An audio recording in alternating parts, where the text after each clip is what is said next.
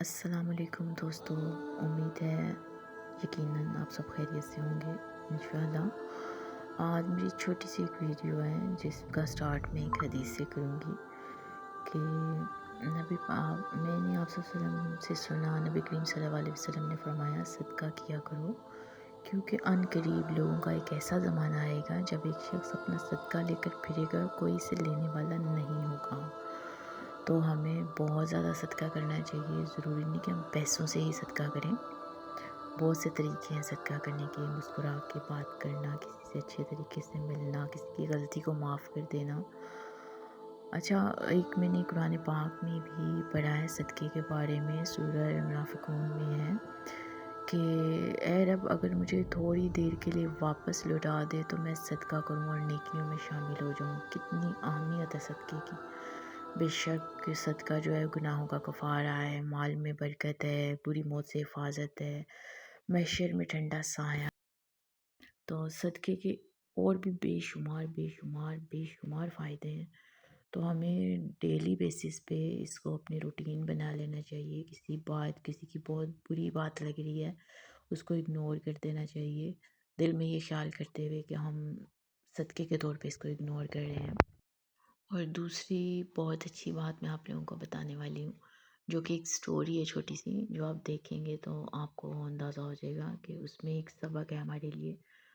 تو آپ وہ سٹوری دیکھیں اور اس سے سبق لیں، اور سٹارٹ کرتے ہیں سٹوری کا۔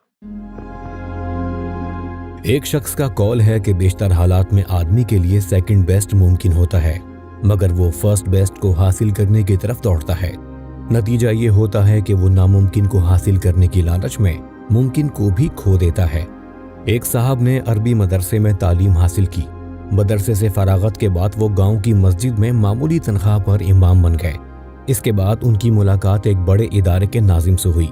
ناظم صاحب نے محسوس کیا کہ ان کے اندر صلاحیت ہے، چنانچہ انہوں نے امام صاحب کو اپنے ہاں بلا لیا۔ جلد ہی انہیں مزید ترقی ملی اور وہ ناظم صاحب کے اسسٹنٹ مقرر ہو گئے۔ اب ادارے کے وسیع احاطے میں ان کو رہائش کے لیے ایک صاف ستھرا مکان مل گیا۔ ایک جیپ ان کے استعمال میں رہنے لگی۔ معقول تنخواہ اور دیگر سہولیات اس کے علاوہ تھیں۔ امام صاحب کو چاہیے تھا کہ وہ اللہ کا شکر ادا کر کے اس پہ قانے رہتے، مگر اسسٹنٹ کا عہدہ انہیں سیکنڈ بیسٹ نظر آیا۔ انہوں نے چاہا کہ میں فرسٹ بیسٹ حاصل کروں، یعنی خود ناظم صاحب کی سیٹ پر قبضہ کر لوں۔ اس مقصد کے لیے انہوں نے ناظم صاحب کے خلاف مختلف قسم کے تخریبی منصوبے بنائے۔ جب ناظم صاحب کو ان کے تخریبی منصوبوں کا علم ہوا تو انہوں نے اپنا اثر استعمال کرتے ہوئے امام صاحب کو ادارے سے نکلوا دیا۔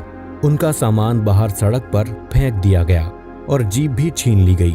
مجبور ہو کر انہیں شہر چھوڑنا پڑا۔ اب وہ دوبارہ گاؤں کی مسجد میں امام بن کر زندگی گزار رہے ہیں۔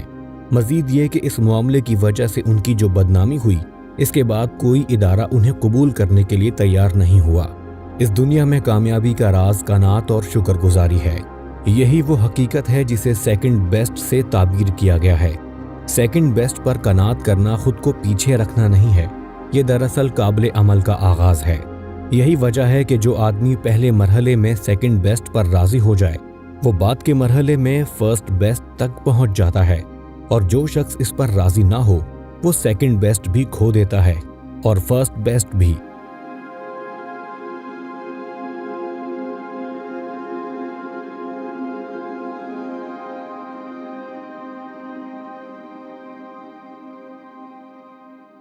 تو دیکھا دوستو، ہمیں ہر حالت میں اللہ تعالیٰ کا شکر ادا کرنا چاہیے۔